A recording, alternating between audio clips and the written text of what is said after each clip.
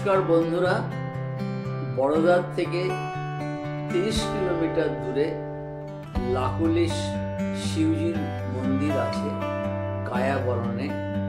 কথিত আছে যে শিবজি এখানে ব্রাহ্মণ বালকের রূপ নিয়ে জন্মগ্রহণ করেছিলেন লাকুলিশ নামে। তখন থেকেই এই মন্দিরের নাম লাকুলিশ শিবজি মন্দির।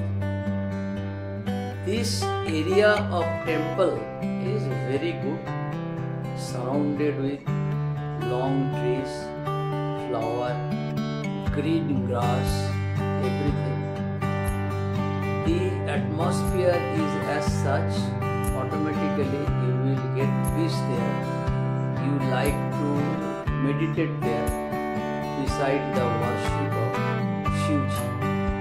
এই মন্দিরের চারপাশ এত সুন্দর, যে কোনো মানুষ কিছুক্ষণের জন্য এখানে থাকলে তার ধ্যান প্রাণায়াম করতে ইচ্ছে করবে, মনে প্রশান্তি পাবে। আর এই পরিবেশে ফুল, বড় বড় বৃক্ষ, গ্রিন গ্রাস সব আছে, যা মনের প্রশান্তি অটোমেটিক্যালি এনে দেয়।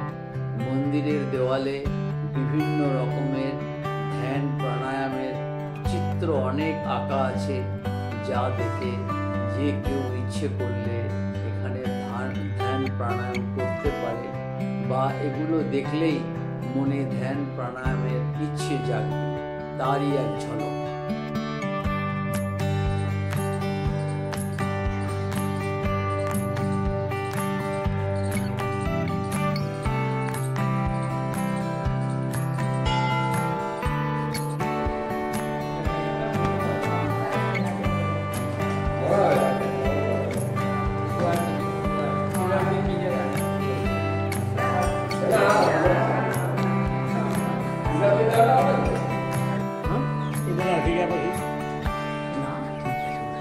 पूजा होता है अच्छा ही है।